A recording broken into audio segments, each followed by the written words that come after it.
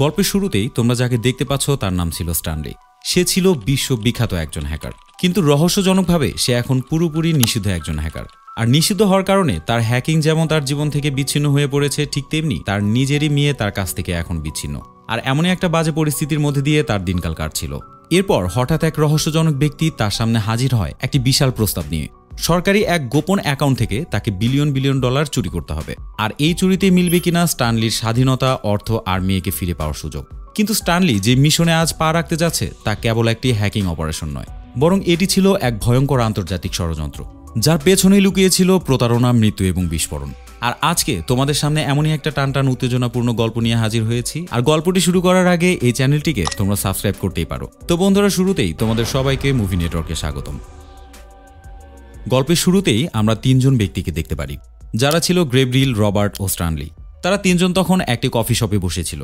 Robert নামের এই ব্যক্তিটি ছিল এফবিআই এজেন্ট, আর স্ট্যানলির সাথে তো তোমাদের ইন্ট্রোতেই পরিচয় হয়ে গেছে। তারপরে বলে রাখছি, সে একজন সাইবার হ্যাকার। তবে এখানে গ্যাব্রিয়েল নামের যে তৃতীয় ব্যক্তিটি ছিল, সে আসলে কি করে বা সে কে, এটা আমি তোমাদের এখন জানাবো না। গল্পের পরবর্তী অংশগুলোতেই তোমরা ধীরে ধীরে বুঝে যাবে। তো যাই হোক, এখন আপাতত গ্যাব্রিয়েল একটি ব্যাংকে হামলা করেছে। এরপর সে ব্যাংকে থাকা সকল স্টাফ এবং কাস্টমারদের বন্দী বানিয়ে ফেলেছে। পাশাপাশি এই ব্যাংকের বাইরে পুলিশ এবং এফবিআই এজেন্ট থাকার কারণে কেউই ব্যাংকের বাইরে যেতে পারছিল না। ঠিক সেই সময় গ্যাব্রিয়েল রবার্টকে হুমকি স্বরূপ জানায়, তোমরা যদি আমার দাবি পূরণ না করো তাহলে আমি ব্যাংকে বন্দী সবাইকে মেরে ফেলবো।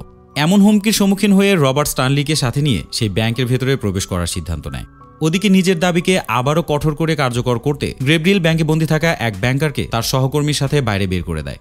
আর এই ব্যক্তির শরীরে সে ফিট করে রেখেছিল মারাত্মক একটি বোম। ওদিকে এফবিআই এজেন্টের হেড ব্যাংক ডাকাতদের উপরে হামলা করার জন্য তার টিমকে প্রস্তুত করছিল। ঠিক সেই সময় রবার্ট সেখানে চলে যায় আর তাকে বলে, তুমি কি করতে চাচ্ছ? এফবিআই হেড তখন তাকে বলে, তোমাকে উড়িয়ে দেওয়ার প্রস্তুতি নিচ্ছি। রবার্ট তখন তাকে বলে, তুমি কি পাগল হয়ে গেছো? তুমি নিজে থেকে ওই পাগলের সাথে পাঙ্গা নিতে যেও না। আমাদের একটা ভুলের কারণে অনেকগুলো সাধারণ মানুষের জীবন চলে যেতে পারে। ঠিক সেই সময় রবার্টের সেল ফোনটি বেজে ওঠে, আর ফোন রিসিভ করতেই গ্যাব্রিয়েল তাকে বলে, আমি যা বলি মন দিয়ে শোনো। আমার কাছে যে 22 জন বন্দী আছে, আমি তাদের সবার শরীরে 10 কেজি ওজনের বোম লাগিয়েছি। মানে এখন তারা এক একজন এক একটা বোমের মতো। তাই তোমরা এখানে কোনো প্রকার চালাকি করার চেষ্টাই করো না।